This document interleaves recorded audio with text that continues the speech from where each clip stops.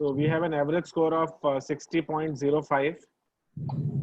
And if I talk about departmental wise, then we have, IBC scoring average DET BD scoring 69. That is fantastic. I'm very happy. Sonal ma'am, congratulations. Your team has done wonderful this time. And it was, Thank you so much, sir. it was expected also. So, and on the second position, then we have insolvency division at 72. And on the top, generally it happens that execution is there with a score of 79.33. Now coming to the scholars, then we have on the sixth position, I mean the people who have scored 80 and above. So we have Anshika Jain scoring 80 marks. Congratulations, Anshika. And then we have on the third position, we have Neetu Rana. Neetu, congratulations. After a long time, you have come in the leaderboard. And then on the second position, we have two known people, Anubhav, who has been doing very good, and Anupma. But we have a new entrant at second position, and I'm very happy for her. She is Kavya from Mumbai. Kavya, you are there?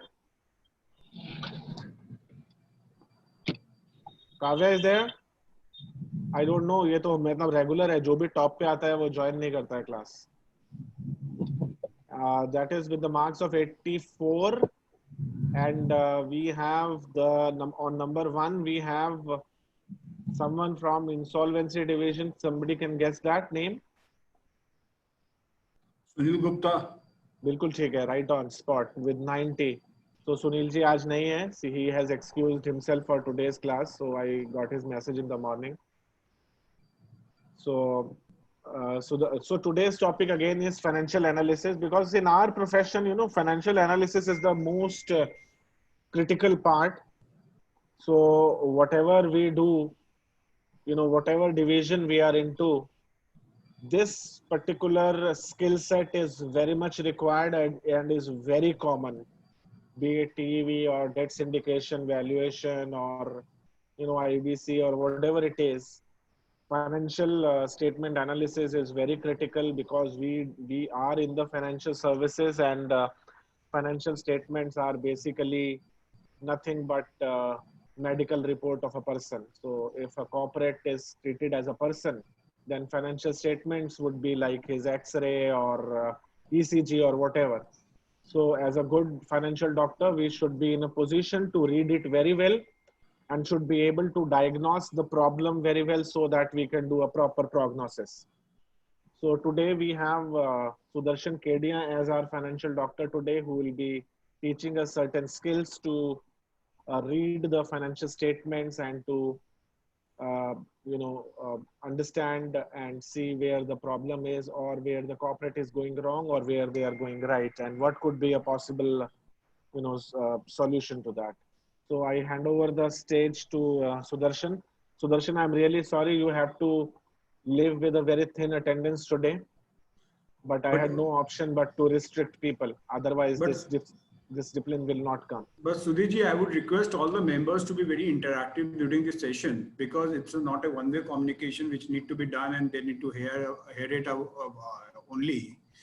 It need to be very interactive, and today I'm going to ask questions to the respective members also, so that it's a very interactive session, and whatever we have learned till now needs to be implemented accordingly in our day-to-day activities.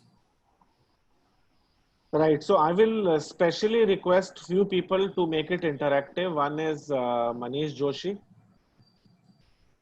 and other is Arpita, and rest of the members also, Ashish. So these are the people who I want to, because they have been doing well in the exams. Dinesh ji. So अगर मैंने किसी का नाम नहीं लिया, अनुभव, so Anshika. So अगर मैंने किसी का नाम नहीं लिया तो ऐसा मत सोचिए कि they are lesser important. ये specifically नाम इसलिए ले दिया है कि कोई ना कोई moral responsibility किसी के ऊपर डाल सकूं, क्योंकि मेरा एक कॉल है, मुझे जाना पड़ेगा.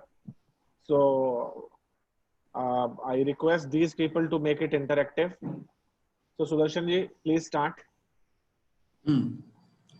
So first of all, whenever we're talking about financial statement analysis, so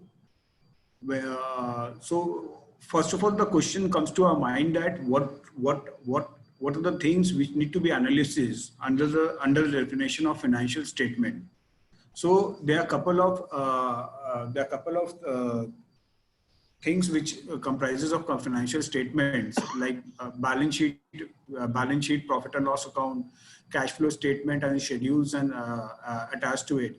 So these are the primary three things which comprises of the financial statement. Now, these three things need to be analyzed accordingly on the basis of the objectivity whatever we do have in mind. With that objective, we analyze these three statements accordingly. So now the question, if we comes to profit and loss account, so profit and loss accounts which is being prepared during the year, so of a specified period. So if we are talking about profit and loss account from April 2019 to March 2020, then whatever events has been occurred during this period, that is being duly captured under the profit and loss account on the with an objective to ascertain the profitability of the operation. So now when we talk about profit and loss account, so there is a revenue stream which is attached to the operation, that whatever revenue which is related to the operation needs to be captured accordingly in the profit and loss account. Now there are some expenses also. There are some expenses also which need to be adequately captured under the financial statement, that is profit and loss account. There are some direct expenses, there are some indirect expenses. So what do you mean by direct expenses? Direct expenses are those expenses which are incidental to the operation of the company, like factory overheads. Factory overheads are direct expenses. There are some indirect expenses which are also need to be captured in the profit and loss account. If we talk about indirect expenses, there are some what are the expenses which can be categorized as indirect expenses. So indirect expenses are corporate expenses. These are corporate expenses. These are not factory expenses. Corporate expenses can be categorized as indirect expenses, which can be the part of your profit and loss account. So your direct expenses are directly proportional to the revenue stream of the operation. But your indirect expenses, like corporate expenses, which are generally fixed in nature, and they are not directly proportional to the operation of the company. So when we categorize these expenses into direct and indirect, so both these expenses form part of your profit and loss account and help you to arrive at a profitability. So when we talk about profitability, there are different natures of profitability under the profit and loss account. First of all, we calculate gross profit. So when we calculate gross profit, so out of the revenue stream, we deduct direct expenses like factory overheads and all, and we arrived at a gross profit. So what is the basic purpose of calculating the gross profit? The gross profit helps us to understand that whatever ventures we are into, whether through that venture we are able to earn a profit or not, whether that venture itself is a viable venture or not. So the moment we are earning a gross profit out of an operation, then it helps us to find out that as per the peer, in view of the peer pressure, peer review also, peer companies also, what is our gross profit and are we on the right track or not?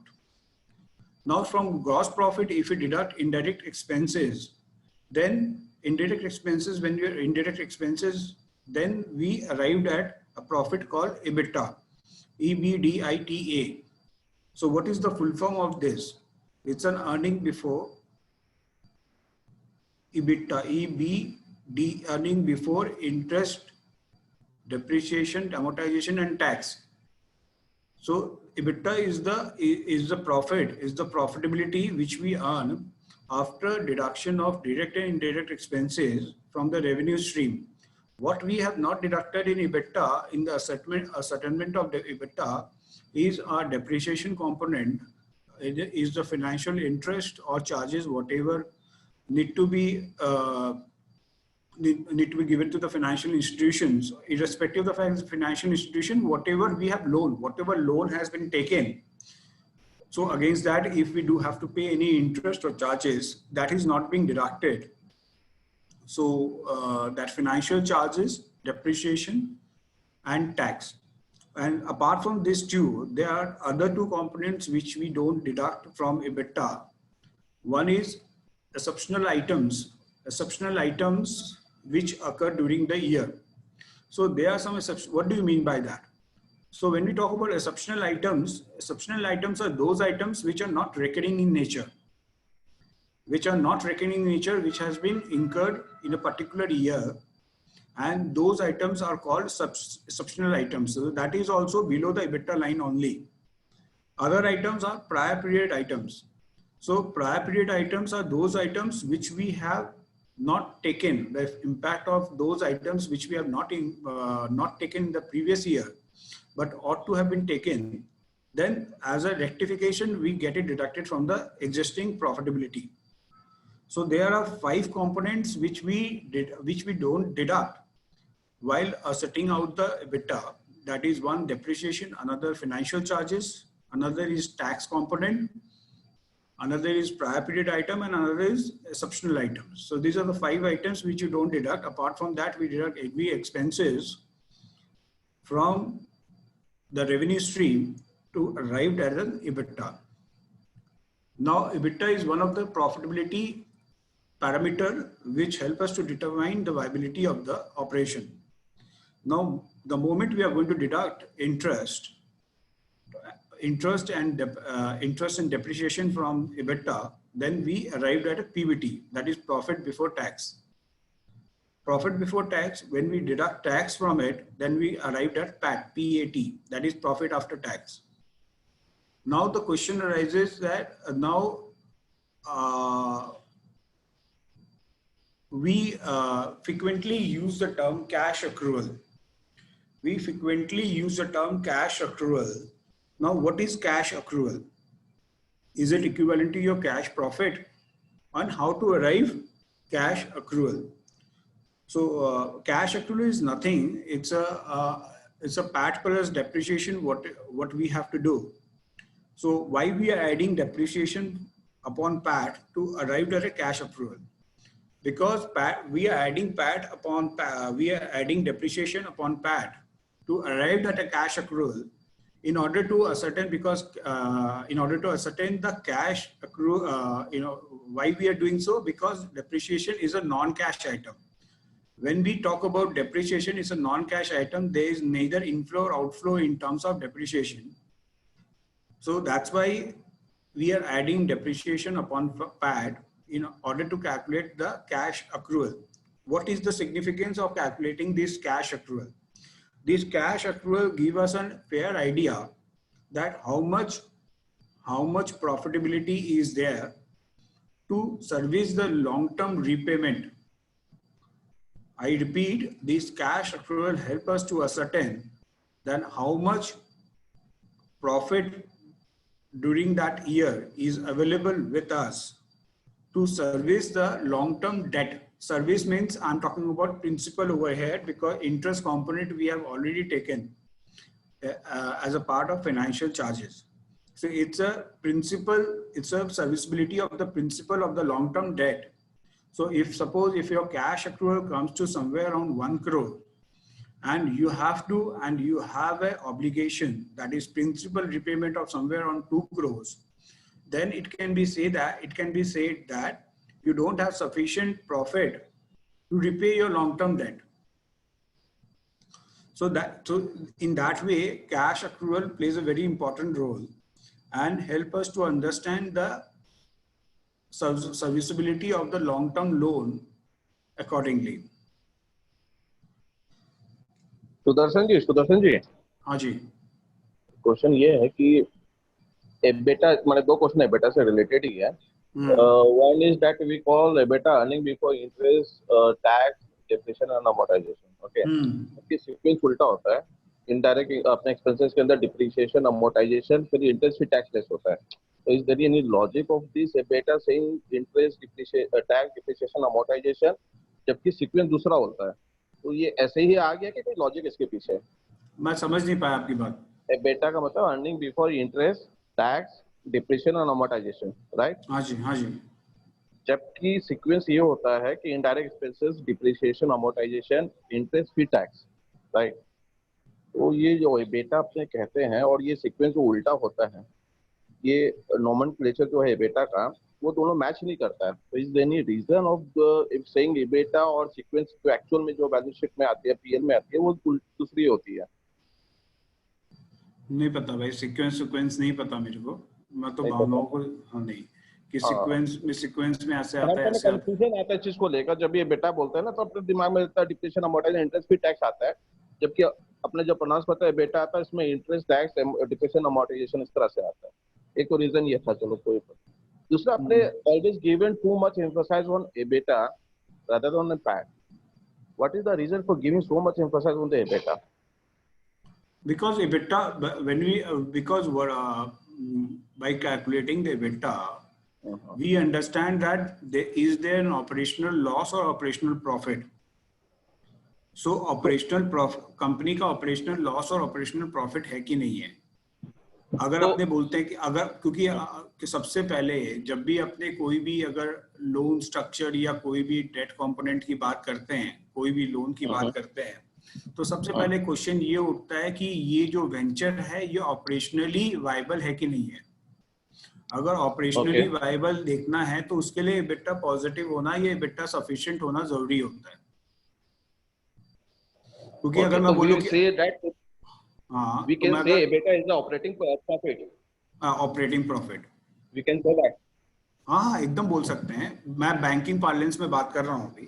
तो अपने अगर EBITDA अगर अपना positive होता है या EBITDA अपना sufficient होता है, तो we can, because whatever EBITDA is there, that is going to utilise for your interest payment and principal payment. तो वो EBITDA अगर सफिशिएंट है, अगर आप बोलते कि मेरे पास, मैं यहाँ पर EBITDA की जब बात कर रहा हूँ तो ये रियल स्टेट प्रपोजल्स के लिए बात नहीं कर रहा हूँ, क्योंकि अलग अलग इंडस्ट्री में अलग अलग पर्सपेक्टिव होता है। तो apart from real estate, in all the industry you can say that EBITDA is one of the benchmark which enable you to ascertain कि whether serviceability of the loan can be possible or not. Real estate में अलग view होता है, वहां पर cash flow होता है, वहां पर EBITDA is not at all playing a very important role.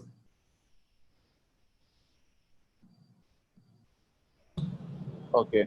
लेकिन I somewhere that EBIT, that is earning before interest and tax, is also considered as an operating profit. हाँ, हेलो, EBIT को operating profit बोल सकते हैं क्या? Hello, EBIT को earning before interest and tax, उसको operating profit बोल सकते हैं क्या भाई? उसको EBITDA को ही अपने ऑपरेटिंग। मैं क्या बोल रहा हूँ कि अपने अलग अलग जगह अलग अलग रेफरेंसेस हैं। अगर बैंकिंग पार्लेंस में बात किया जाए तो बैंकिंग पार्लेंस में ये बात होती है कि डेप्रिसिएशन आउटफ्लो नहीं होता है, ठीक है? तो डेप्रिसिएशन, तो वो डेप्रिसिएशन को माइनस करे प्लस करे, उससे सर्विसिंग में कोई फर्क नहीं पड़ सकता है। तो इसलिए हम लोग EBITDA को ही लेते हैं एज अ ऑपरेटिंग प्रॉफिट, और ऑपरेशनल लॉस है या प्रॉफिट है उससे ही असर्टेन करते हैं EBITDA के पैरामीटर्स से। Okay done. सुदर्शन जी, हाँ जी, एक ये जो इन्वेंट्री का ट्रीटमेंट होता है ना P&L में, अगर वो थोड़ा एक्सप्लेन करेंगे तो, जैसे WIP, फिनिश गुड या रॉ मटेरियल का इन्वेंट्री, वो कैसे एडजस्ट होते हैं P&L में? नहीं, P&L में तो वो जो अपना चेंज इन इन्वेंट्री बोल के होता है। हाँ करेक्ट। तो चेंज इन इन्वेंट्री का जो इम्पैक्ट पड़ता है, जैसे आपने अपने ट्रेडिंग अकाउंट ही खोल लिए, अगर ट्रेडिंग अकाउंट खोल लिए तो ट्रेडिंग अकाउंट में अगर मैं एल शेप में ट्रेडिंग अकाउंट खोलता हूँ तो अपने क्या करते हैं, opening plus purchase plus direct expenses बाद में उसमें क्या करते हैं, माइनस क्या करते हैं कि सेल्स और क्लोजिंग स्टॉक करते हैं। अगर मैं मेरे लेफ्ट हैंड साइड में opening stock plus purchase plus direct expenses आएगा, और राइट हैंड साइड में मेरे आएगा ये सेल्स आएगा और क्लोजिंग स्टॉक आएगा, तो अकॉर्डिंगली चेंज इन इन्वेंट्री का इम्पैक्ट उसमें आ ही जाता है। नहीं, इम्पैक्ट तो मुझे पता है, मैं चाह रहा था कि मतलब ये कैसे होता है, लॉजिक क्या होता है इसके पीछे चेंज इन इन्वेंट्री डालने का पीएनएल में, और उसमें बैलेंस शीट में फिर कैसे वो क्लोजिंग स्टॉक रहता है, उसका बस लॉजिक एक बार एक्सप्लेन कर देते सभी को तो थोड़ा बेनिफिट। नहीं, लॉजिक तो ये है ना कि अगर मैं opening stock plus purchase minus closing stock करता हूँ तो मेरा क्या निकलता है, कंजम्पशन निकल जाता है ना। करेक्ट। अगर मेरा कंजम्पशन निकल जाता है तो consumption, whatever consumption is there, that has been माने that consumption has been done to achieve the sales. Correct. तो वही लॉजिक है कि हमने आज अगर मैंने बोला कि मैंने 100 रुपए का माल बेचा है, तो वो 100 रुपए का माल बेचने के लिए मैंने कितने रुपया, मैंने माल बनाने के लिए कितना रॉ मटेरियल कंज्यूम किया, बिल्कुल, कितना मेरा डायरेक्ट एक्सपेंसेस लगा, वही मैं चेंज इन स्टॉक से वही मैं इम्पैक्ट वो प्रॉफिट एंड लॉस अकाउंट में लेके आ रहा हूँ। ठीक बात है। मतलब जितना सेल हुआ अपन जनरली जो बुकिंग होता है, एक्चुअल में एक्सपेंस इनकर्ड हो रहा है रॉ मटेरियल में अपने जो परचेज किया है या डब्ल्यूआईपी फिनिश गुड में, वो तो एक्चुअल में तो ज्यादा हो चुका है compared to what sale is booked in PNL. तो to adjust that expenses we deduct और ऐड चेंज इन इन्वेंट्री, तो उसके corresponding sale. Change in inventory का मेन कांसेप्ट यही है कि हमने कंजम्पशन कितना किया है, वो कंजम्पशन को adequately profit and loss account में कैप्चर करना, जिससे कि हमें प्रॉफिटेबिलिटी समझ में आ जाए कि बैलेंस हमारी प्रॉफिटेबिलिटी है या लॉस है या क्या है। करेक्ट। जितना सेल हुआ उसके करस्पॉन्डिंग कितना एक्सपेंसेस है वो निकालने के लिए चेंज इन इन्वेंट्री यूज करते हैं। हाँ जी, हाँ जी। और एक जो ये डेफर्ड टैक्स का होता है वो थोड़ा लॉजिक एक्सप्लेन करेंगे, और ये कैश प्रॉफिट निकालते हुए डेफर्ड टैक्स ऐड कर सकते हैं क्या हम? देखो, नॉर्मल पार्लेंस में डेफर्ड टैक्स का हम ऐड नहीं करते हैं। मतलब वो केस टू केस आप अगर उसको सब्सटैंशिएट कर सकते हैं, क्योंकि आप जो बात कर रहे हो ना डेफर्ड टैक्स की बात, क्योंकि जैसे कि मैंने बोला कि depreciation is a non cash item, इसलिए हम ऐड बैक कर रहे हैं उसमें पैट में। अब हमारा क्वेश्चन ये भी आ सकता है कि नॉन कैश आइटम तो और भी बहुत कुछ है, जैसे हमने बोला कि प्रोविजन भी एक नॉन कैश आइटम होता है, तो प्रोविजन हम ऐड बैक क्यों नहीं कर रहे हैं। आप बोल सकते हैं कि डेफर्ड टैक्स भी एक नॉन कैश आइटम ही है, उसको हम क्यों नहीं कर रहे हैं।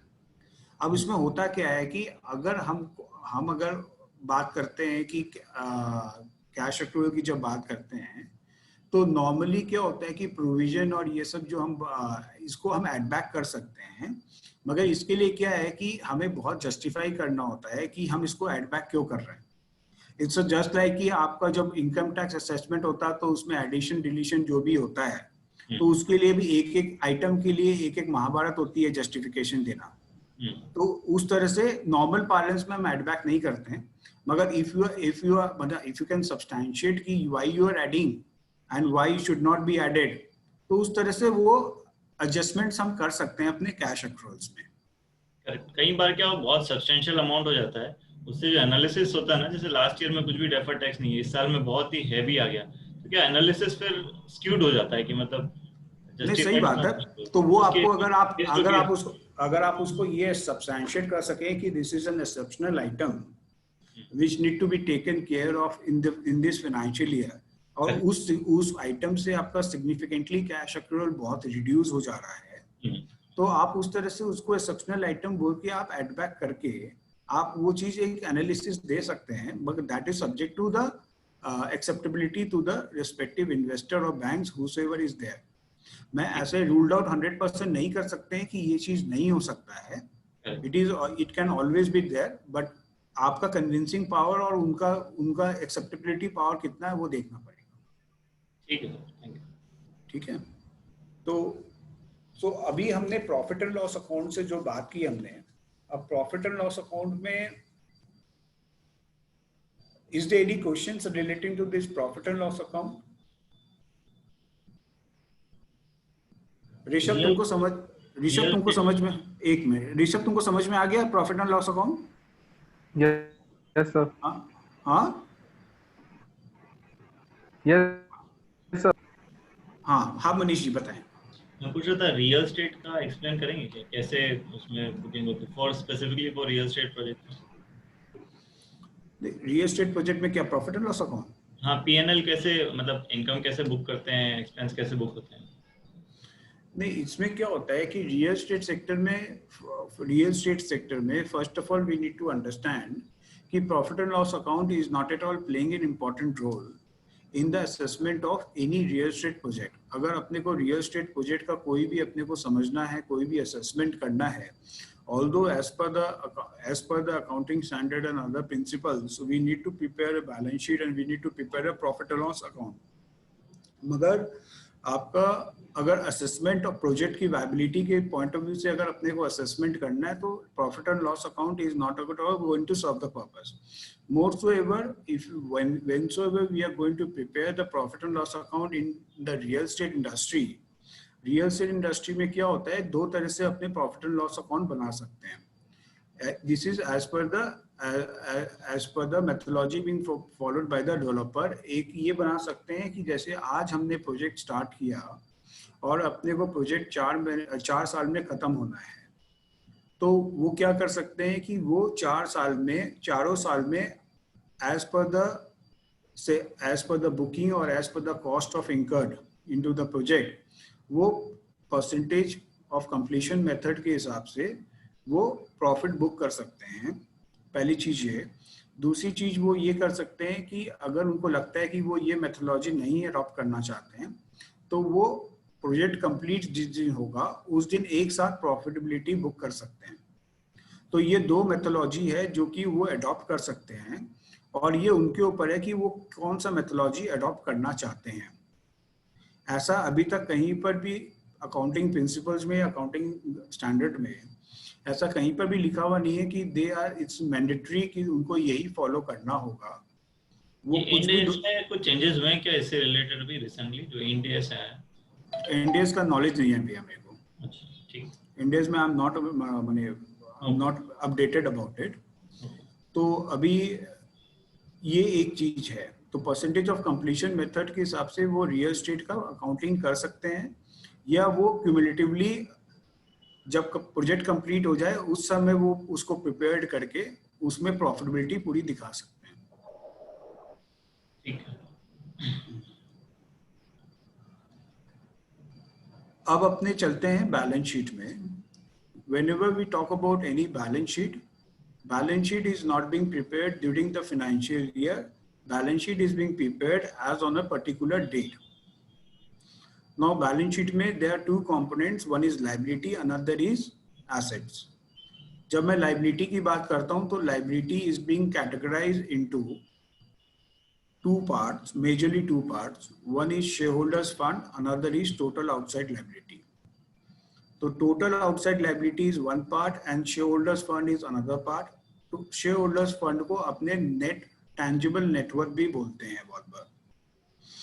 तो शेयर होल्डर्स फंड में अपने कुछ कंपोनेंट्स हैं जो कि comprises of share holders fund. First of all it is share capital.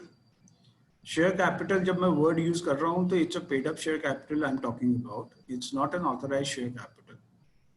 Another component which we talk about is reserve and surplus. Reserve and surplus में आपका प्रॉफिट एंड लॉस अकाउंट का accumulated profit, general reserve, specific reserve, सारे जितने भी reserves होते हैं वो सारे आपके रिजर्व एंड सरप्लस में हो जाता है, पार्ट हो जाते हैं। उसमें वैल्यूएशन रिजर्व भी आता है, कैपिटल रिजर्व भी आता है। And when we add this paid up share capital and reserve and surplus, we arrived at a tangible net worth, which is also called shareholders fund. This, what is the use of understanding this shareholders fund? What is the objective? The objective of ascertaining this shareholders fund. Sudarshan ji एक चीज था, जब आप बोले tangible net worth, तो tangible net worth means total net worth minus। मैंने आपको adjusted tangible net worth नहीं बोला है, मैंने आपको टेंजिबल नेटवर्थ बोला है। तो net worth is the tangible net worth. हाँ, टेंजिबल नेटवर्थ और एडजस्टेड टेंजिबल नेटवर्थ दो कंसेप्ट है। नहीं, एक नेटवर्थ दूसरा टेंजिबल नेटवर्थ, तीसरा एडजस्टेड टेंजिबल नहीं नेटवर्थ। नहीं नहीं नहीं, आप जब भी हम नेटवर्थ की बात कर रहे हैं, कंपनी की नेटवर्थ की बात करते हैं, that is equivalent to tangible net worth, ठीक है। तो जब मैं भी हम अंडरस्टैंडिंग टेंजिबल नेटवर्थ में हम नॉर्मल नेटवर्थ में share capital plus reserve and surplus is the net worth minus in case of any intangible assets or the debit balance of a profit and balance of the profit is the minus is called to tangible net worth. तो मेरी जो understanding है। हाँ, तो debit balance में पहले क्या होता था दिनेश जी, पहले ये होता था कि हमारे जो भी लॉसेस होते थे ना, वो हम लाइबिलिटीज में नहीं दिखा के पहले हम एसेट में भी एज ए नेगेटिव दिखा देते थे, नेगेटिव दिखाते थे। मगर आजकल क्या है कि आजकल वो सिनेरियो चेंज हो गया है। आजकल हम लॉसेस को हम क्या करते हैं, रिजर्व एंड सरप्लस का ही पार्ट बनाते हैं और रिजर्व एंड सरप्लस को नेगेटिव दिखा देते हैं। तो इसलिए हम बोल रहे हैं कि आपका जो रिजर्व एंड सरप्लस का पार्ट है वो आप इररिस्पेक्टिव ऑफ द फैक्ट वो आप कहीं पर भी दिखाइए, वो चीज का नेट करके ही आपका टेंजिबल नेटवर्थ आएगा। एंड इनटेंजिबल एसेट्स अगर कुछ है तो वो डिडक्ट ही करेंगे। इनटेंजिबल एसेट्स मतलब क्या हुआ, जैसे गुडविल? नहीं, गुडविल माइनस नहीं होगी आपका, नहीं होगी। मैं अभी जो भी बात कर रहा हूं आपसे, that is all with respect to bank, ठीक है। आप जो बात कर रहे हैं that is related to financial management जो हमने पढ़ा था।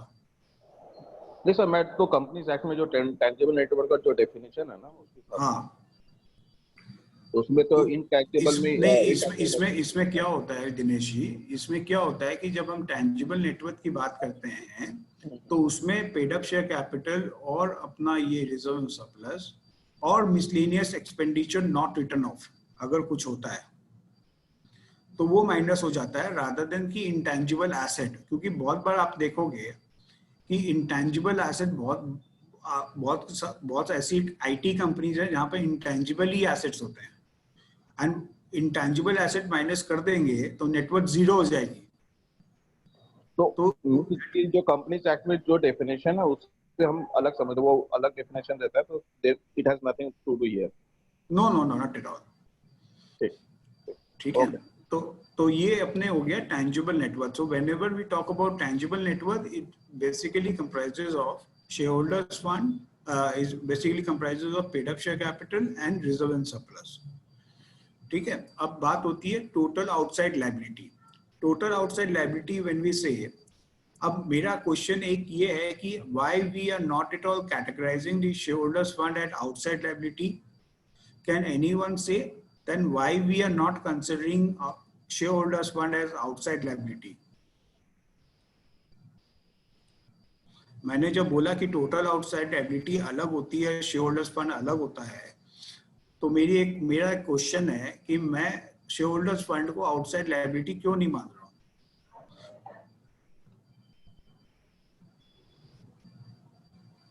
Because it's a promoter, I mean, it's given by the promoter or the subscriber, the shareholders. Okay, it doesn't bearing any interest and total outside liability means is we are getting this fund from outside by taking debt or loan. नहीं, इसमें एक चीज और है कि मेरा जो मानना है, मैंने correct me if I am wrong, मैं बोलता हूं कि मेरा जो शेयर होल्डर्स फंड है that is a permanent capital to the company, right, isn't it? Right. And whatever outside liability is there, total outside liability is there, sooner or later I have to repay that out before the resolution of the company. ठीक है, तो आज मेरा जो shareholders fund है that need to be repaid at the time of dissolution of the company only. That is going to act as a permanent capital wherein I don't have any commitment of getting it repaid in the near future whenever till the company is running as a going concern. What about the convertible debenture? What about the convertible debenture? ये भी तो permanent है, जब तक debenture उसके बाद convert हो जाएगा शेयर्स को. नहीं, इसमें क्या है कि जब आप कन्वर्टेबल डिबेंचर्स की बात करते हैं तो कन्वर्टेबल डिबेंचर्स जब तक कन्वर्ट नहीं होता है वो आपका डेट है या इक्विटी है? डेट है, लेकिन टोटल आउटसाइड लायबिलिटी में ही आता है वो, राइट? तो टोटल आउटसाइड लायबिलिटी में आएगा ना. The moment it has been converted It will be categorized as a shareholders fund. आप क्वेश्चन पूछ रहे हैं और आप ही आंसर दे रहे हैं दिनेश जी. देखिए मतलब I'm still confused because what the principle you laid down for the shareholder fund, when we have the NCD, we say that is a permanent fund with us. Okay. So why नहीं NCD मतलब तो non convertible debenture हो गया. Convertible debenture की जब मैं बात कर रहा हूँ, कन्वर्टेबल डिबेंचर में आप जब भी कन्वर्टेबल डिबेंचर होता है तो अगर if I am not wrong there is a condition कि अगर ये इवेंट नहीं होता है तो आपका ये डिबेंचर कन्वर्ट हो जाएगा. ऐसा प्लेन वैनिला तो ये खाली ऐसा होता है कि एक टाइम के बाद ये कन्वर्ट हो जाएगा या ये आप अगर नहीं काम हुआ तो ये कन्वर्ट हो जाएगा, कैसे होता है? जो मेरी अंडरस्टैंडिंग है that the bear and rate of interest till the conversion of this debenture, the interest rate after particular period of time it will be converted into share capital or any form of other capital. हाँ. But मेरा point ये है कि आपका जब that day we receive this converted debenture, we know that is a permanent capital with us, as you told कि जो permanent capital रहती है उसको हम shareholder fund में लेते हैं, right? Keeping that is that principle, ये तो जब मेरे पास convertible debenture है, we can say that ना it is a permanent fund with us. Sudarshan ji, मैं आंसर करूं सर? सुदर्शन जी, हाँ जी.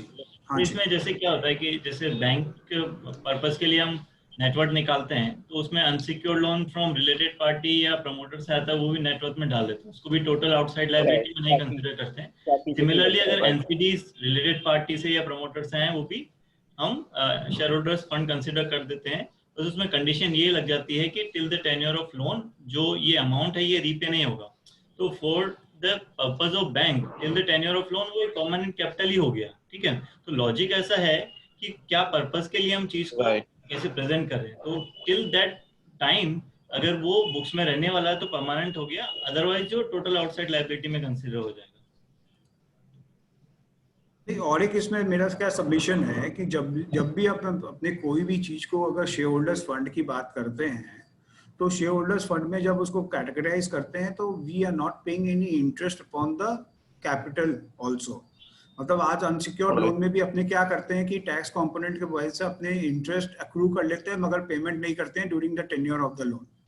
अगर वो चीज अगर डिबेंचर्स में भी हो सकती है तो वो डिबेंचर में हो नहीं सकती है मेरे हिसाब से. डिबेंचर में आप जो कन्वर्टेबल डिबेंचर जब तक कन्वर्ट नहीं होता आपको इंटरेस्ट तो पेमेंट करना होगा ना. तो वो इंटरेस्ट जब तक पेमेंट करना होगा you can not categorise that one out as a part of your shareholders fund as a normal principal. मगर आप अगर जब बैंक को अगर बात करेंगे, बैंक से कुछ भी बात करेंगे तो बैंक को आप ये बोल सकते हैं कुछ भी कि मैं इसको as a part of convert मांग सकता हूँ. मतलब उसको आप जस्टिफाई अगर कर सकते हैं, मैं बोलता हूँ नॉर्मल पार्लेंस में नहीं कर सकते हैं, मगर उसमें आप एडिशन डिलीशन के पॉइंट ऑफ व्यू से अगर आपको लगता है कि it should be the part of the capital, permanent capital wherein you can substantiate. क्योंकि बैंक जैसे ही आप बोलेंगे कि it is a part of my permanent capital तो बैंक आपसे खाली एक ही क्वेश्चन पूछेगा कि whether it is interest bearing और non interest bearing. The moment you are saying that it's an interest bearing, तो बोला if it is an interest bearing, how can you consider this as a part of your capital? Right.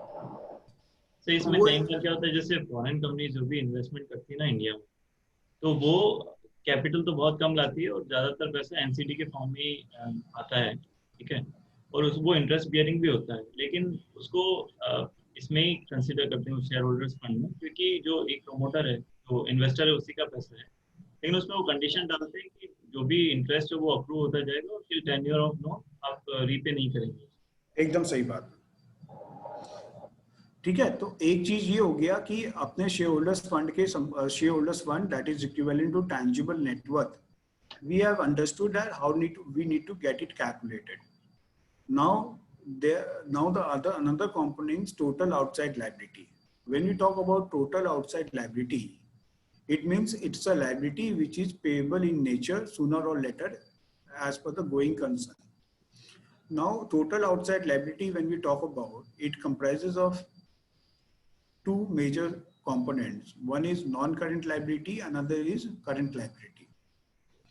Now non-current liability is something which is non-current in nature, which is payable after 12 months normally, and current liability is something which is payable within the period of 12 months. Now non current liability के ऊपर भी आप इसमें total outside liability है उसमें भी अपने क्या है कि अपने दो कंसेप्ट होता है कि एक होता है अपने जो भी बोरिंग करते हैं बैंक से अपने जो भी बोरिंग करते हैं that has been categorized into two parts. One is secured loan as well as unsecured loan. Now the question arises कि secured loan किसे कहते हैं और unsecured loan किसे कहते हैं. Now can anyone let us understand what do you mean by secured loan and what do you mean by unsecured loan? Manish, can you throw some light कि secured loan किसे कहते हैं, unsecured loan किसे कहते हैं? Secured loan जिस जो loans दिए हैं कंपनी को that is secured by any security और गारंटी नहीं you need to be very precise which guarantee or which security you've been talking about, primary security or collateral security? any type of security. अच्छा, तो मतलब as per your version if you talk about कि आज suppose मैंने कोई कुछ लिया कोई लोन लिया जो कि कॉर्पोरेट लोन लिया, मैंने कॉर्पोरेट लोन लिया और कॉर्पोरेट लोन के अगेंस्ट में मैंने कोलैटरल सिक्योरिटी दे दी. आज कोलैटरल जिसका and use general corporate purpose है जिससे कोई प्राइमरी सिक्योरिटी नहीं बन रही है, क्रिएट नहीं हो रही है. तो as per your version just because मैंने वहां पर सिक्योरिटी दे दी थी कोलैटरल सिक्योरिटी तो it's a secured loan. Yes. और जहां पर तुम बोल रहे हो कि जहां पर मैंने सिक्योरिटी नहीं दी है, जहां पर मैंने कोई भी सिक्योरिटी नहीं दी है irrespective of the fact its primary और कोलैटरल सिक्योरिटी, तो वहां पर हम बोलेंगे वो अनसिक्योर्ड लोन है. बिल्कुल. तो आपका कहने का मतलब है कि प्राइमरी सिक्योरिटी हो या नहीं हो मगर वो सिक्योर्ड कहलाएगा. हाँ बिल्कुल. हाँ. दिनेश तुम क्या बोलना चाहोगे इसमें? Same line for us, anything which is given as a collateral or the primary considered as a secured loan. And anything which has been given only for interest or maybe not necessarily interest, but it is not covered by any security, it is unsecured. तो मतलब you go by the definition whatever proposed by Manish Joshi ji? Right. हाँ? Yes. अच्छा, तो अपने बोल रहे हैं कि माने अपने अगर बोलते हैं कि वर्किंग कैपिटल लोन है, वर्किंग कैपिटल लोन में is a working capital cash credit limit is a secured loan और unsecured loan? Secured loan. Working capital loan is a secured loan. ठीक है. तो अपने बोल रहे हैं कि जहां पर अपने सिक्योरिटी कुछ नहीं दे रहे हैं, अपने पर्सनल गारंटी कहीं पर देते हैं तो वो सिक्योर्ड होता है अनसिक्योर्ड होता है? मेरे हिसाब से सिक्योर्ड कंसीडर करना चाहिए. नहीं सॉरी अनसिक्योर्ड है. तो मतलब आप बोल नहीं जैसे बिजनेस लोन देते हैं एनबीएफसी में गारंटी तो होती है लेकिन वो अनसिक्योर्ड लोन ही कंसीडर होता है. दिनेश तुम क्या बोलोगे? सिक्योर्ड लोन होना चाहिए because it's covered by a security. Books में ट्रीटमेंट अनसिक्योर्ड ही होता है. जैसे पर्सनल लोन लेते हैं या बिजनेस लोन लेते हैं एनबीएफसी से काफी, तो बुक्स में तो अनसिक्योर्ड लोन ही कंसीडर होते हैं. उसमें गारंटी भी होती है प्रमोटर की, बट इट इज अनसिक्योर्ड. देखो मेरे to my best of my knowledge इसमें क्या है कि इसमें ना दो व्यू है. एक व्यू ये है कि एक व्यू हो गया कि अपने बुक्स में उसको कैसे दिखाते हैं, एक व्यू ये हो गया कि how banks treat it as. ठीक है. तो अभी क्या है कि अगर आप मनीष जोशी ने और दिनेश अग्रवाल ने जो अभी बताया है कि अगर अपने कोई भी टैंजिबल सिक्योरिटी देते हैं irrespective of the fact whether it's a primary or collateral security, then that loan needs to be categorized as secured loan that we are adequately getting it captured in the financial statement. ठीक है. अब यहाँ पर क्या होता है कि banking point of view से अगर बात करें तो बैंक क्या बोलता है कि मेरे लिए सिक्योर्ड लोन वहां पर वही सिक्योर्ड लोन होता है जहां पर मैं कोई प्राइमरी सिक्योरिटी क्रिएशन के लिए लोन देता हूँ. Primary security creation. हाँ. प्राइमरी सिक्योरिटी क्रिएशन के लिए अगर मैं कोई लोन देता हूँ तो that is a secured loan. जैसे वर्किंग कैपिटल लिमिट हो गया, प्रोजेक्ट फाइनेंस हो गया, प्रोजेक्ट टर्म लोन हो गया, they termed is as secured loan. और वो बोलता है कि अगर मैं कोलैटरल की बेसिस पे, जहाँ पर मेरा प्राइमरी सिक्योरिटी नहीं हो रहा है, क्रिएट नहीं हो रहा है, और मैं कोलैटरल के पॉइंट ऑफ व्यू से मैं अगर लोन देता हूँ, जैसे कॉर्पोरेट लोन हो गया, कॉर्पोरेट लोन में मेरा कोई प्राइमरी सिक्योरिटी नहीं क्रिएट हो रहा है, मेरे को सिर्फ कोलैटरल सिक्योरिटी मिल रहा है, तो वो मेरे लिए अनसिक्योर्ड लोन हो गया। फिर तो एलआरडी लोन अनसिक्योर्ड लोन हो जाएंगे। नहीं, एलआरडी अनसिक्योर्ड लोन इसलिए नहीं है क्योंकि वहां पर आपका primary security is your rent securitisation. लेकिन आपका कुछ नहीं हो रहा ना, केवल मैं तो फंड यूटिलाइजेशन तो सिक्योरिटी क्रिएशन में नहीं जा रहा ना मेरा। कौन सा? जो यूटिलाइजेशन ऑफ फंड्स है एलआरडी का, वो तो मैं कहीं भी यूज कर सकता हूँ, उसका रेस्ट्रिक्शन है नहीं, मतलब उससे मैं सिक्योरिटी क्रिएट नहीं कर रहा हूँ। एलआरडी का आप जो कहीं पे भी यूज कर सकते हो, आप जो वर्ड यूज कर रहे हो कहीं पर भी हम यूज कर सकते हैं, वो तो आपका एक तरह से आपने जो एसेट क्रिएट किया है, उस एसेट से आपको जो रेवेन्यू आ रहा है वो तो एक तरह से आपने जो ऑलरेडी इंकर्ड किया है, जो आपने ऑलरेडी इंकर कर चुके हैं, उसका एक तरह से रिम्बर्समेंट है ना वो तो। ठीक है, फिर लैब लोन में क्या होगा? लोन अगेंस्ट प्रॉपर्टी, उसमें प्राइमरी कुछ नहीं आपने जो भी कोलैटरल होता है और उसमें एंड यूज पे भी रेस्ट्रिक्शन है। नहीं, आपका जो एलआरडी होता है, एलआरडी में आपका प्राइमरी सिक्योरिटी कुछ होती है? एलआरडी में तो हम कैश फ्लो प्राइमरी मान लेते हैं। नहीं, कैश फ्लो प्राइमरी मतलब वो जो सिक्योराइजेशन ऑफ रेंटल होता है, future rental, that is a primary security, और जो प्रॉपर्टी होती है वो कोलैटरल सिक्योरिटी होती है। हाँ, जनरली बैंक तो सभी प्राइमरी मानता है उस केस में। किसको? जो आप मॉर्गेज कर रहे हो प्रॉपर्टी, उसको भी प्राइमरी में रखता है, और जो कैश फ्लो है वो भी प्राइमरी कर रहे हो। हाँ, तो अगर वो प्राइमरी में मानता है तो तब तो मैं तो बोली ना सिक्योर्ड है सब। नहीं, मैं लैब की बात कर रहा हूँ सर। लैब का लोन अगेंस्ट प्रॉपर्टी में कार्ड पे डालेंगे, अगर प्रिंसिपल पे जाते हैं, it is not a primary, it is a collateral, then we should consider as unsecured. But या लैब अगर बैंक के पॉइंट ऑफ व्यू से बात करें तो इट्स एन अनसिक्योर्ड लोन, ठीक है, बैंक के पॉइंट ऑफ, मगर हम अपने बुक्स में जब दिखाते हैं तो उसको सिक्योर्ड दिखाते हैं। हाँ, लेकिन but it's not a primary security, we are getting this loan on a collateral basis, right? हाँ, कोलैटरल बेसिस, क्योंकि हम कोई क्रिएशन ऑफ एसेट नहीं हो रहा है और कोई प्राइमरी सिक्योरिटी वहां पर नहीं दे पा रहे। तो बैंकिंग के हिसाब से तो इसलिए वैसे ही कॉर्पोरेट लोन भी हम जो लेते हैं, हम बोलते हैं कि हमें 50 करोड़ का कॉर्पोरेट लोन दे दीजिए और 100 करोड़ की प्रॉपर्टी ले लीजिए, wherein the end use is general corporate purpose only. So that corporate loan is also being termed as unsecured loan from banking perspective. Although similarly, than any loan that we are getting from by way of personal guarantee. हाँ, तो वो unsecured loan होता है। Unsecured loan. क्योंकि आप भी जब भी बिजनेस लोन लेते हैं कोई भी एनबीएफसी से, तो वो आपको जो भी आपको 20-50 लाख रुपया का 1 करोड़ रुपए का जो भी लोन देता है 17-18% में, उसमें आप कोई सिक्योरिटी नहीं देते हो, उसमें सिर्फ आप पर्सनल गारंटी देते हो अपने, और वो लोन आपका अनसिक्योर्ड लोन ही कहलाता है।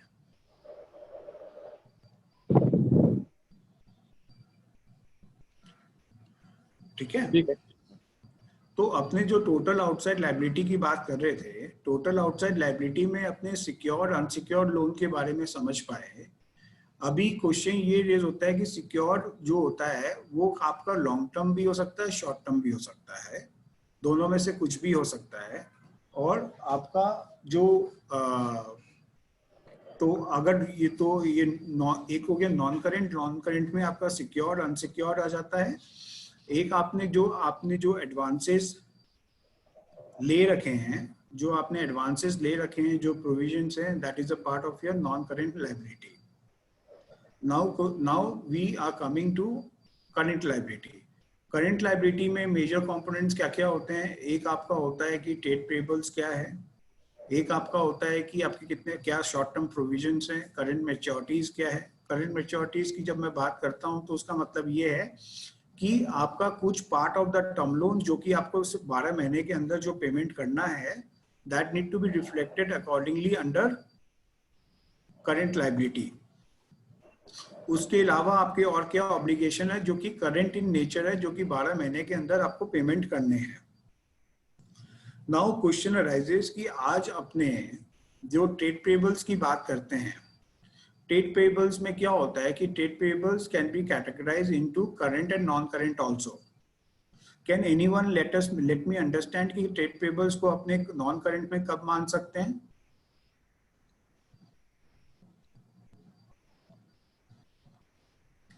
When it is payable beyond your operating cycle. ये कुछ ज्यादा ओवरहेड हो गया, आप थोड़ा हिंदी में समझा दीजिए। हर एक इंडस्ट्रीज की अपनी अपनी ऑपरेटिंग साइकिल होती है। ओके, तो अगर कोई भी amount is payable within that particular operating cycle, okay, it is considered as a current, और anything which is payment beyond operating cycle, it is a non current. Okay, operating cycle जो companies act में है, that is अ माना गया है। अगर industries चाहे तो अपना अलग दिनेश, मेरे को एक चीज समझा दे कि अगर मेरे को किसी को 1 महीने के अंदर पेमेंट करना था, अगर मैंने उसको 1 महीने के अंदर नहीं किया तो मेरा नॉन करंट हो जाएगा क्या? नहीं, करंट लायबिलिटी रहेगा। तो आप क्या समझाना चाहते हो, थोड़ा इस भाषा में समझाइए कि सब लोग समझ पाए। मैं वही बता रहा था, ऑपरेटिंग साइकिल समझना थोड़ा जरूरी था इसके अंदर। अरे भाई, ऑपरेटिंग साइकिल से क्या मतलब है? ऑपरेटिंग साइकिल से क्या मतलब है? मेरे को तो ये बता दीजिए कि आप क्या 24 महीने के ट्रेड पेबल्स ले पाएंगे क्या करंट लायबिलिटी में? Trade payables are always considered as a current liability. हाँ, Trade payable always considered as a trade liability. इसमें क्या है कि इसमें अपने है ना क्लासिफिकेशन कर सकते हैं। इसमें क्या कर सकते हैं कि अगर ट्रेड पेबल जो अपने को 12 महीने के अंदर पेमेंट करना है, that is a part of my current liability, और beyond 12 months which need to be paid. और बहुत बार क्या होता है कि हमने किसी वेंडर से माल ले लिया, मगर हमारी फाइनेंशियल कंडीशन ठीक नहीं है, तो हमने उस वेंडर से एक अरेंजमेंट कर लिया कि सर हम ऐसे ऐसे आपको ना तुरंत पैसा नहीं दे पाएंगे, आप हमसे 100 रुपया पाते हो, वो 100 रुपया आप मेरे से 3 साल में ले लीजिएगा और नया माल देना शुरू कर दीजिए। तो वो 3 साल में अगर हम उसको 33 रुपया करके दे रहे हैं, तो हम उसको फर्स्ट ईयर में 33 रुपया करंट लायबिलिटी में दिखाएंगे, और 67 हम जो है वो उसको नॉन करंट में दिखाएंगे, with an अंडरस्टैंडिंग कि वो 67 मेरा इमीडिएटली पेएबल नहीं है, और 33 रुपीज जो है वो इमीडिएटली पेएबल है ड्यूरिंग द फाइनेंशियल ईयर। तो उससे क्या होगा कि उससे हमारा करंट रेशियो जो है वो हमारा इम्प्रूव हो जाएगा और हमारी लिक्विडिटी इनहांस हो जाएगी। तो आप ये कहना चाहते हैं कि ट्रेड पेबल जो कि बाद में पेमेंट करने का है, वो नॉन करंट हो जाएगा, यानी नॉन करंट में हम ट्रेड पेबल दिखाएंगे। मतलब एज ऑन 31 मार्च की बात कर रहे हैं, तो नेक्स्ट 12 मंथ्स में जो पेबल है वो हमारी करंट लायबिलिटी का पार्ट हो जाएगा, और जो नेक्स्ट ट्रेड पेबल दिखाएंगे क्या उसको हम एज अ ट्रेड पेबल ही दिखाएंगे, और बाद में ऊपर में नॉन करंट एसेट में हम उसको डेफर्ड ट्रेड पेबल करके दिखा देंगे।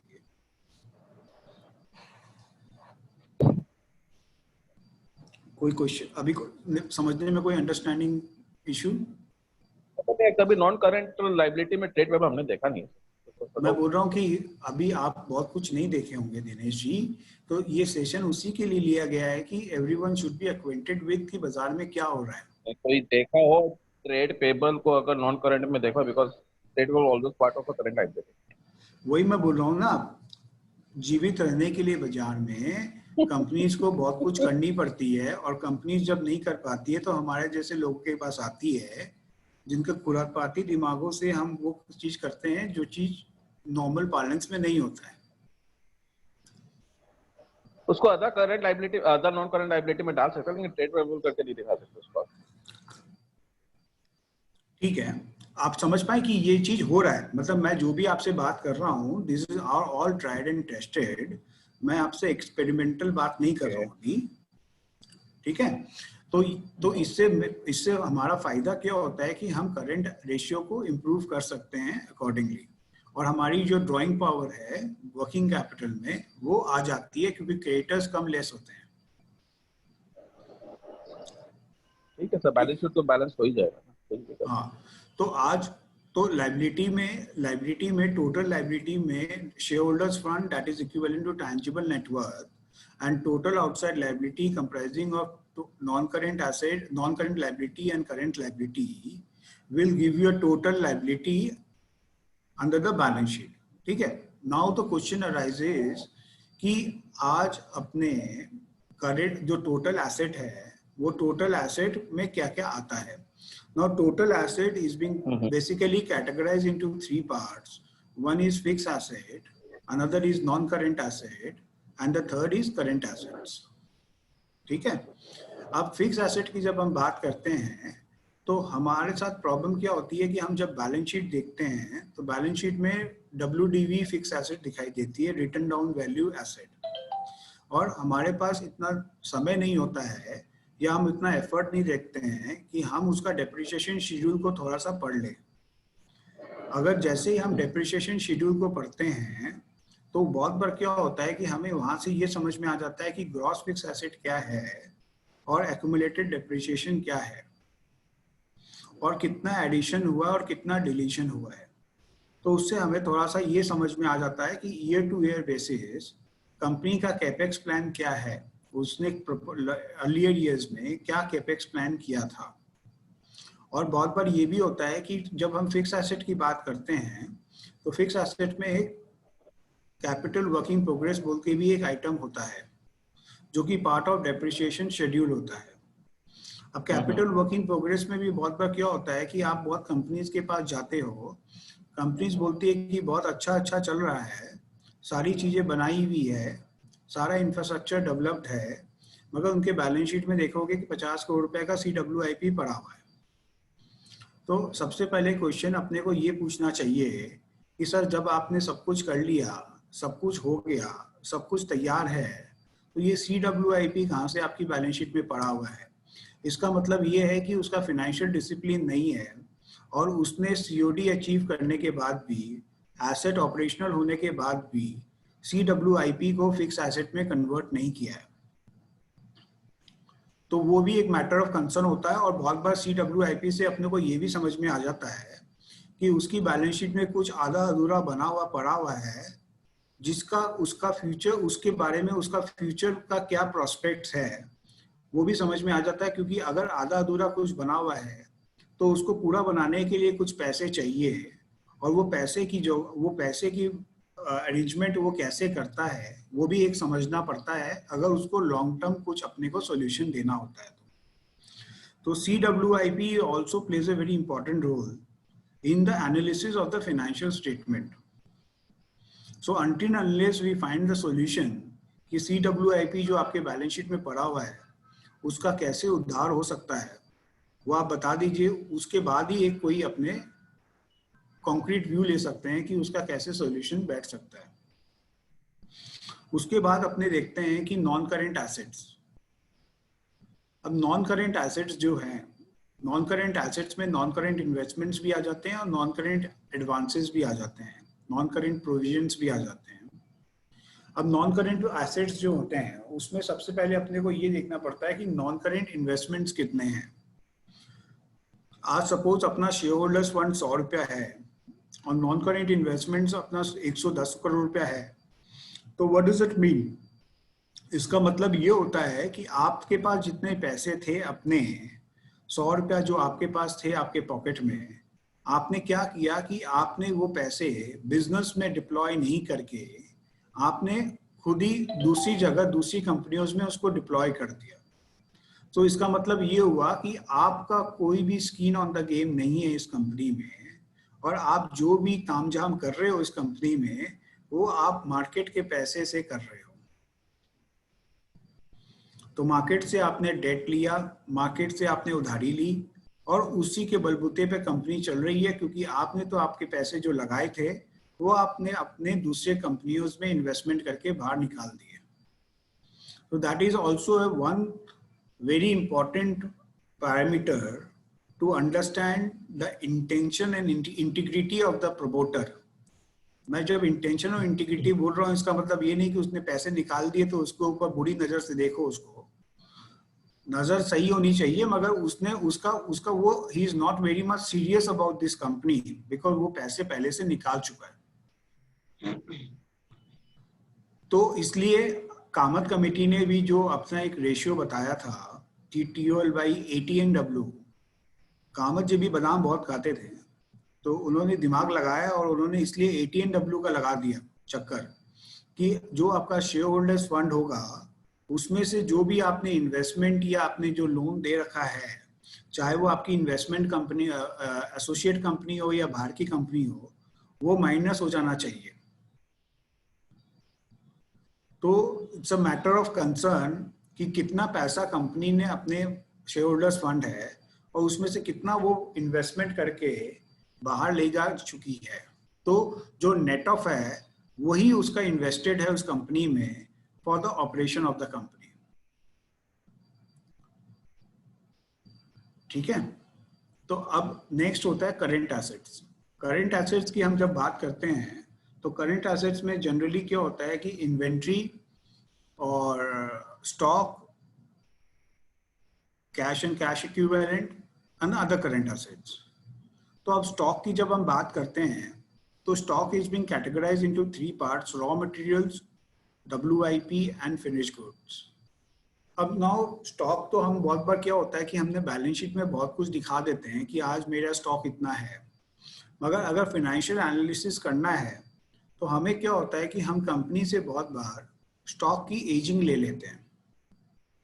अब स्टॉक की जब एजिंग लेते हैं तो उसका एजिंग ले लिया मतलब क्या हुआ, अगर रॉ मटेरियल के पॉइंट ऑफ व्यू से एजिंग लिए तो इसका मतलब ये हुआ कि जिस दिन स्टॉक हमने परचेज किया उस दिन से कितने दिन तक हमारे पास स्टॉक पड़ा हुआ है।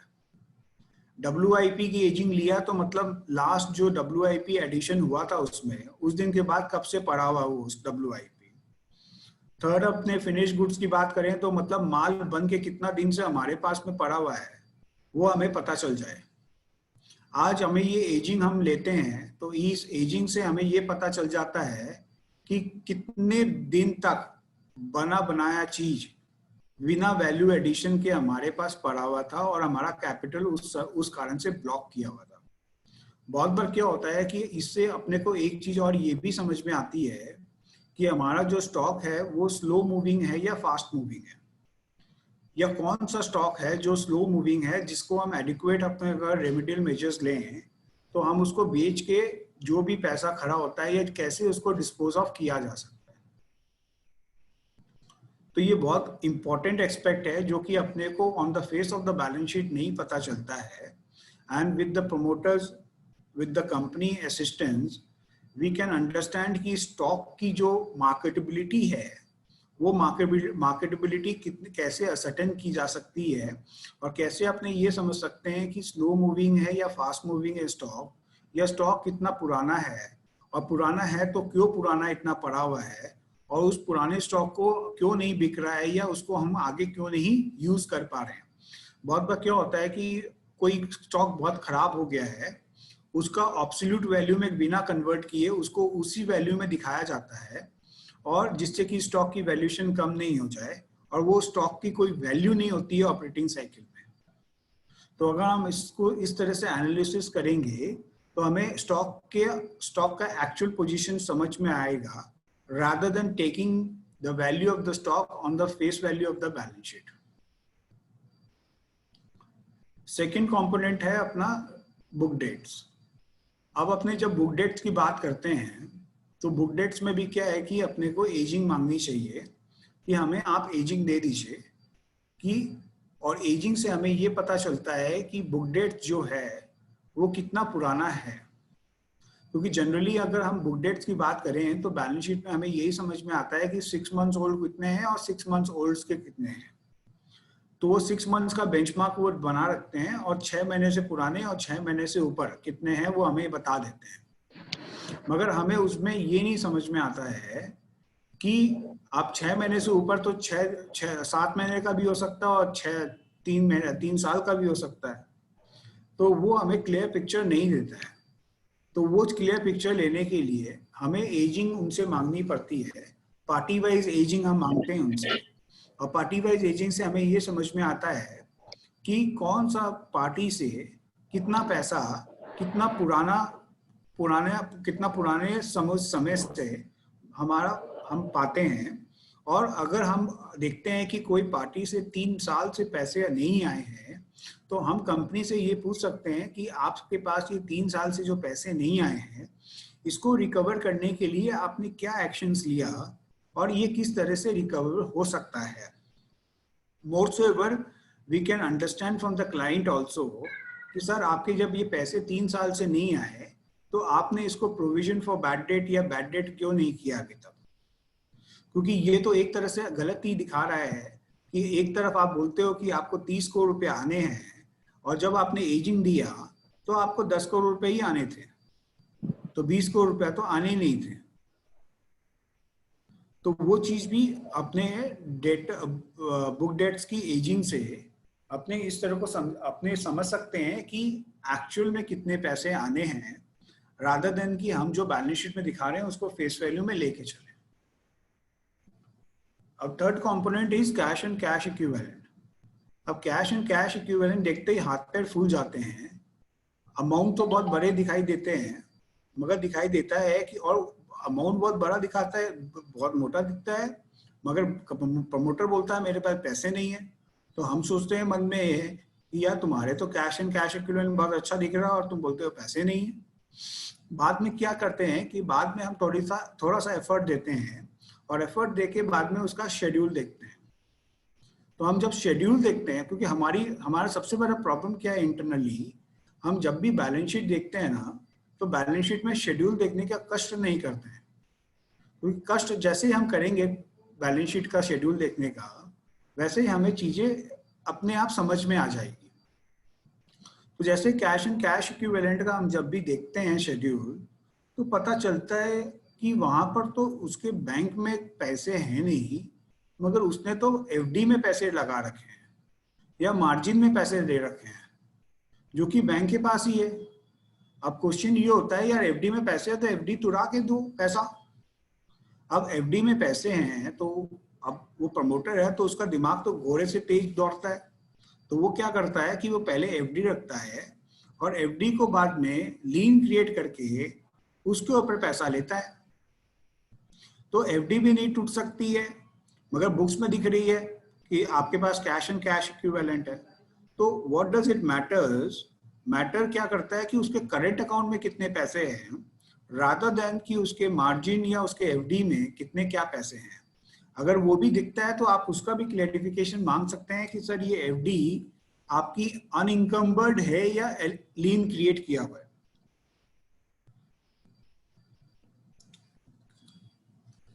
तो ये हो गया कैश एंड कैश इक्विवेलेंट। अब कैश एंड कैश इक्विवेलेंट जब हम बोलते हैं, what does it mean cash equivalent? Cash and cash equivalent जब हम बोलते हैं ना, कैश क्लियर है, कैश नथिंग। हाँ तो कैश मेरे को पता था कि आप ये सब क्वेश्चन पूछोगे, इसलिए थोड़ा सा मैं कल पढ़ लिया था रात को। क्योंकि बहुत जन है कि बेइज्जती करने में कोई कसर नहीं छोड़ते हैं। तो अब इसमें होता क्या है कि कैश एंड कैश इक्विवेलेंट जब वर्ड यूज करते हैं तो कैश तो आपका हार्ड कैश हो गया। कैश इक्विवेलेंट मतलब क्या है कि which can be readily convertible into a cash within no बने, जैसे आपके हो गए म्यूचुअल फंड्स या और कोई इन्वेस्टमेंट्स जो आपका ट्रेडेबल इन्वेस्टमेंट्स हैं।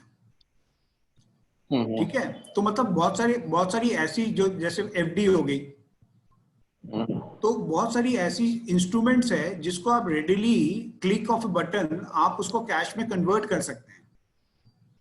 तो which is not readily, which is not माने आप जिस समय देख रहे हैं उस समय वो कैश में नहीं है आपके पास, मगर click of a button you can convert it into cash without any hurdle.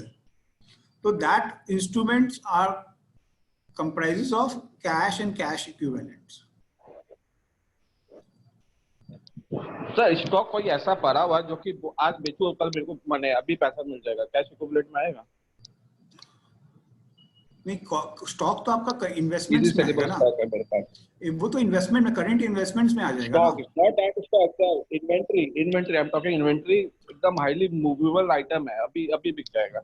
Sir मैं क्या बोल रहा हूं, मैंने अगर इन्वेंटरी में कुछ, आप मेरी बात समझो दिनेश जी, अगर मैं इन्वेंट्री में कोई भी चीज लेता हूं तो मैं कभी भी ये डिस्क्लेमर नहीं देता हूं कि वो कन्वर्टेबल नहीं है।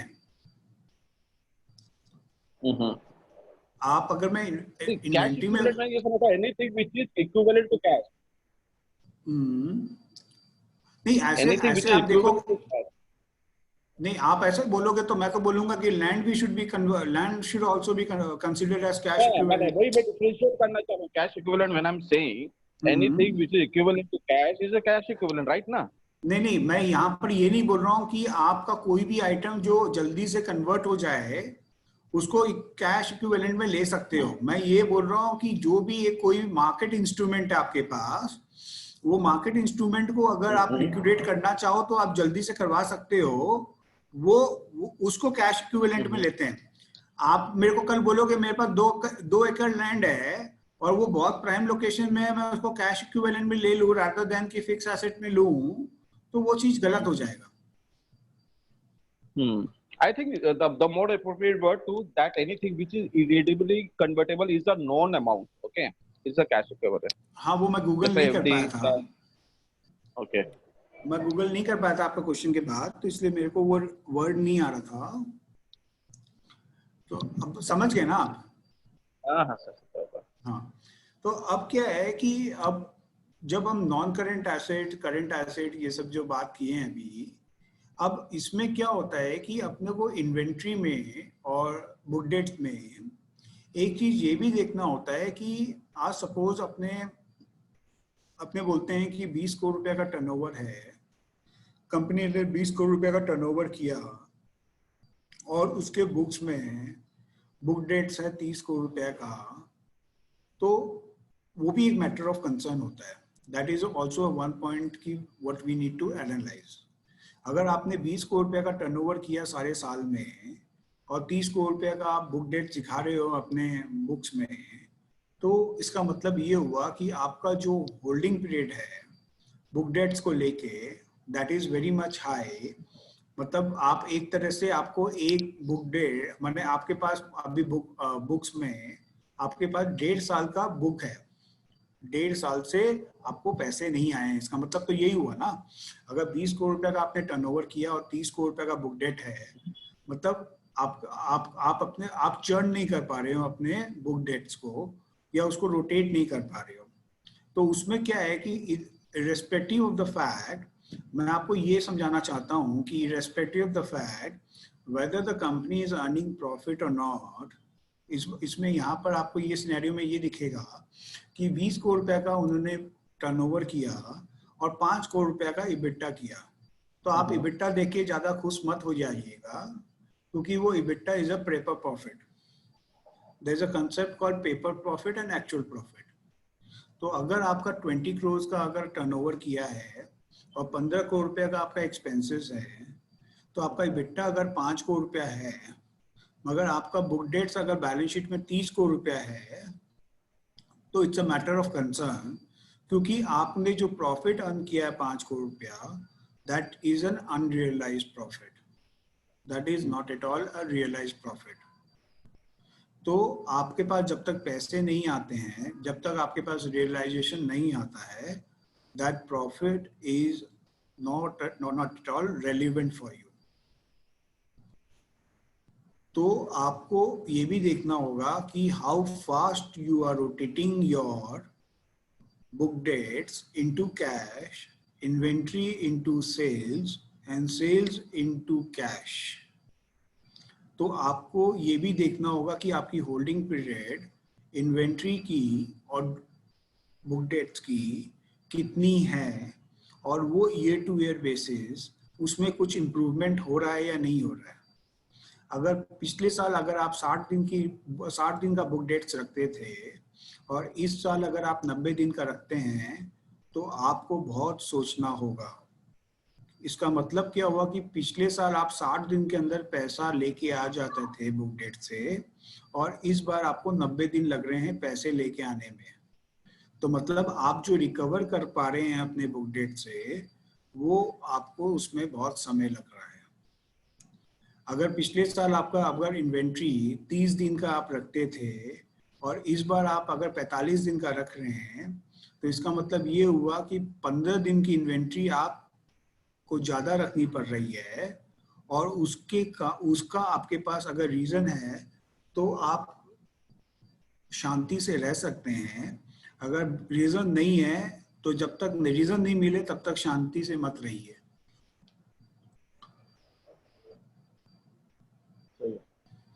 ठीक है, तो ये एक चीज हो गया। मोर सो एवर मेरा और एक ऑब्जर्वेशन है कि हम जब भी बैलेंस शीट देखते हैं, किसी की भी बैलेंस शीट देखते हैं, तो फर्स्ट ऑफ ऑल तो मैंने अभी जो डिस्कस किया है कि प्रॉफिट एंड लॉस अकाउंट और बैलेंस शीट अपने को किस तरह से देखनी चाहिए।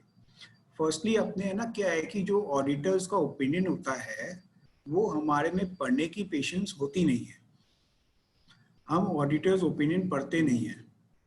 तो मेरा एक हम्बल रिक्वेस्ट है कि अगर हम कभी भी बैलेंस शीट एनालिसिस कर रहे हैं तो हमें ऑडिटर्स ओपिनियन पढ़ना चाहिए, और हमें ये देखना चाहिए कि ऑडिटर्स ने क्या डिस्क्लेमर दिया है, क्या क्वालिफाइड रिपोर्ट दिया है।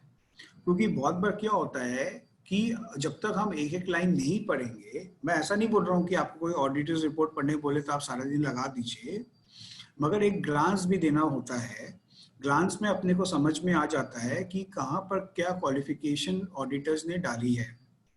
क्योंकि आज क्या होता है कि हम कभी भी किसी भी कुछ भी पढ़ते हैं और अगर हम उसको आधा अधूरा पढ़ के किसी से शेयर करते हैं और वो बंदा हमसे अगर कोई क्वेश्चन पूछता है तो हम ब्लैंक हो जाते हैं और हम बोलते हैं कि हमने तो देखा नहीं था, ये हम देख के आपको रिवर्ट बैक कर रहे हैं।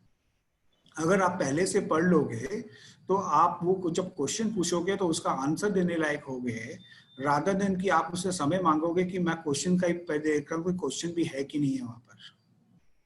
तो इसलिए वो क्वालिफिकेशन जो ऑडिटर्स देते हैं वो एक आप समझ लीजिए पहले से ही, और मैनेजमेंट से बात करके उसका क्या उसका बैकग्राउंड है और क्या है वो समझना बहुत इंपॉर्टेंट है, रादर देन कि हम बाद में समझे जब हमें दूसरा कोई पॉइंट आउट करें। पहली चीज। दूसरी चीज अपने और एक चीज है कि आप जब भी ऑडिटेड बैलेंस शीट पढ़ते हैं तो उसमें एक डिस्प्यूटेड और अनडिस्प्यूटेड स्टैट्यूटरी लायबिलिटीज का एक कॉलम होता है। Disputed and undisputed statutory liabilities का एक कॉलम होता है। उसमें क्या होता है कि उसमें अपने को ये समझ में आ जाता है कि स्टैट्यूटरी लायबिलिटीज का पेमेंट का पैटर्न या डिसिप्लिन कैसा है कंपनी का। तो वो भी एक देखना बहुत इंपॉर्टेंट होता है कि उससे स्टैट्यूटरी लायबिलिटीज जो है उसका एडेरेंस कैसे कितना हो रहा है और कितनी अनडिस्प्यूटेड लायबिलिटी आउटस्टैंडिंग है और कितनी डिस्प्यूटेड लायबिलिटी आउटस्टैंडिंग है। जो डिस्प्यूटेड लायबिलिटी आउटस्टैंडिंग होती है उसके लिए तो आपके पास एक इम्पॉर्टेंट रहता है कि वो डिस्प्यूटेड है और डिफरेंट फोरम्स में उसका केस चल रहा है, तो इसलिए आपने पेमेंट नहीं किया या अंडर प्रोटेस्ट आपने पेमेंट कर दिया। मगर जो अनडिस्प्यूटेड लायबिलिटी है और वो अगर आउटस्टैंडिंग है तो वो एक मैटर ऑफ कंसर्न है कि वो पेमेंट क्यों नहीं हुआ। अब वो पेमेंट नहीं हुआ तो वो पेमेंट एक ही कारण होता है कि फाइनेंशियल क्राइसिस है कंपनी में, इसलिए जो अनडिस्प्यूटेड स्टैट्यूटरी लायबिलिटी पेमेंट नहीं हुआ। तो वो भी एक मैनेजमेंट से समझने वाली चीज होती है कि जहां पर लड़ाई चल रही है वहां पर आपने पेमेंट नहीं किया तो समझ में आता है, मगर जहां पर कोई लड़ाई नहीं है, कुछ नहीं है, तो वो पेमेंट आपने क्यों नहीं किया, ये समझने वाली बात है। दूसरी चीज। तीसरी चीज अपने क्या है कि अभी जब से आईबीसी आया है दिसंबर 2016 से, उसके बाद बहुत सारी कंपनीज एनसीएलटी में जाती है, आती है, बाहर आती है, बहुत कुछ होता है। तो उसमें भी अपने को बहुत बार बैलेंस शीट से ये समझ में आ जाता है कि कंपनी आईबीसी में है या नहीं है। अगर आईबीसी में होती है कंपनी तो उसकी सीआईपी कब स्टार्ट हुई है, कमेंसमेंट कब हुआ है, क्या नहीं हुआ है, पूरा हिस्ट्री उसका दिया हुआ रहता है। तो वो भी एक अपने को पता चल जाता है कि वो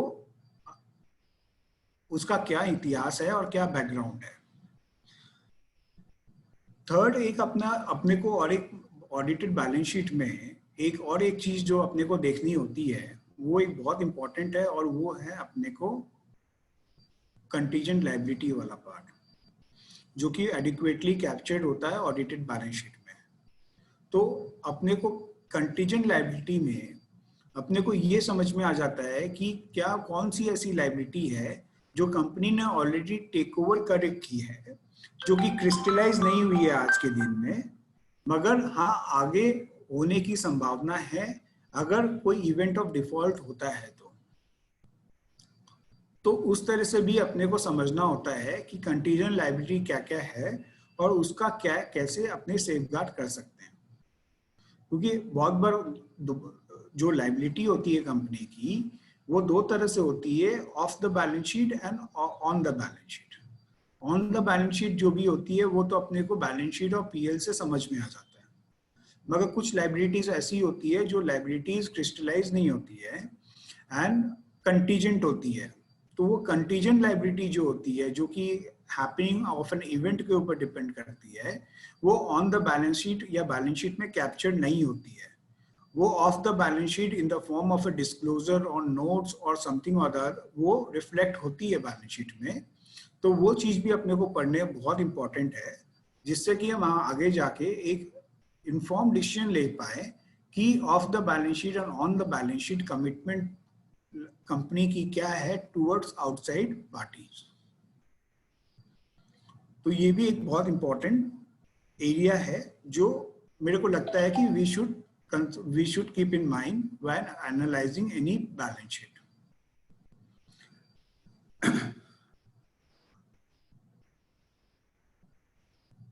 अब बताएं किसी का कुछ क्वेश्चन है तो।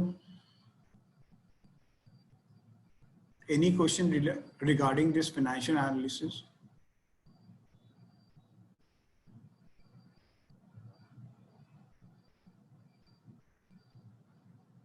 आज का सेशन का सबसे बड़ा डीमेरिट ये है कि आज मैंने कोई पीपीटी नहीं दी है शेयर, तो पीपीटी से आंसर आप दिख रहे हैं वो ज्यादा बात नहीं, मतलब मैं I am being very realistic कि क्वेश्चन जब आएगा तो पीपीटी खोलने का मौका मिलेगा नहीं, तो इसलिए कोई भी क्वेश्चन है ईमानदारी से पूछ लीजिए।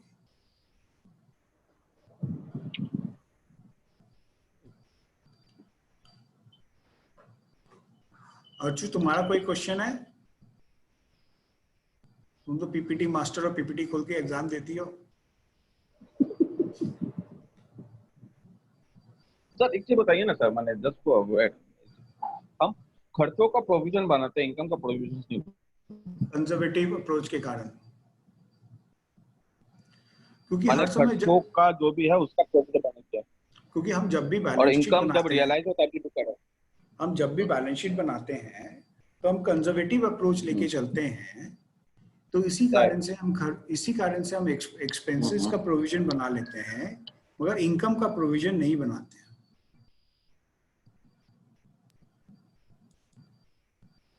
Principal conservative.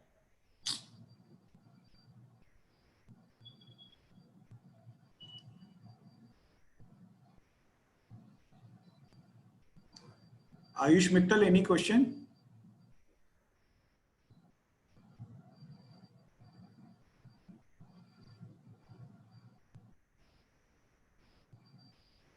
मैंने सबको सब कुछ समझ में आ गया। आप समझा रहे कोई मजाक है? पानी पानी हो गया।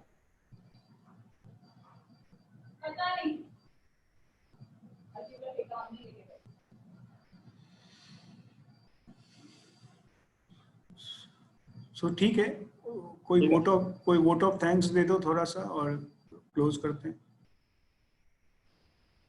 It's really pleasure to listen you, Sudarshan ji.